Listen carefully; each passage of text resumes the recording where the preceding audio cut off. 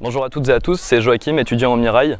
Alors on fait cette vidéo en réaction à la venue du Rassemblement National sur le campus du Mirail. Donc le Rassemblement National qui est en fait le nouveau nom du Front National et qui envoie ses agitateurs politiques extérieurs à la fac déblatérer leur propagande réactionnaire et antisociale sur le campus.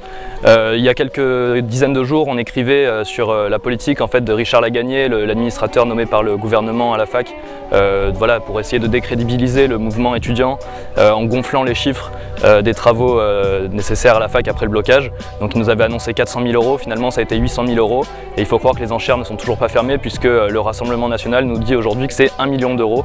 Donc en réalité leur politique est exactement la même. C'est essayer à la fois de décrédibiliser ce mouvement et faire aussi comme s'il n'existait pas. Dans la vidéo de Monsieur Lamotte, on n'entend pas une seule fois parler du mouvement étudiant.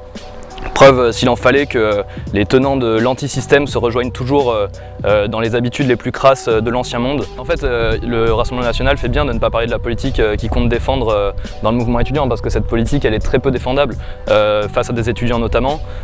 Comme ils nous y ont tragiquement habitués sur la question migratoire, ils sont en permanence en train de surfer sur la politique du gouvernement Macron en demandant toujours des revendications plus extrêmes, plus antisociales, mais qui sont au final des petits calculs d'épicier. Sur la question de Parcoursup, ce nouveau logiciel qui laisse des dizaines de milliers de bacheliers sur le carreau alors que la plupart des rentrées dans les facs ont déjà commencé, eh bien, le Rassemblement National juge que cette politique est positive mais trop timide. Ils aimeraient sélectionner encore plus, selon eux, selon des critères de méritocratie républicaine, cette fameuse méritocratie en fait qui permet aux riches de se demander en permanence mais pourquoi les pauvres sont-ils si nuls à l'école, et de toujours sélectionner encore plus et d'avoir une école toujours plus faite pour des élites. Et donc Quentin Lamotte termine sa vidéo en souhaitant la fin d'un système où le peuple paie pour une poignée d'irresponsables.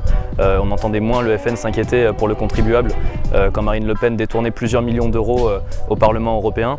Et en réalité, cette poignée d'irresponsables, je ne pense pas que ce soit les étudiants.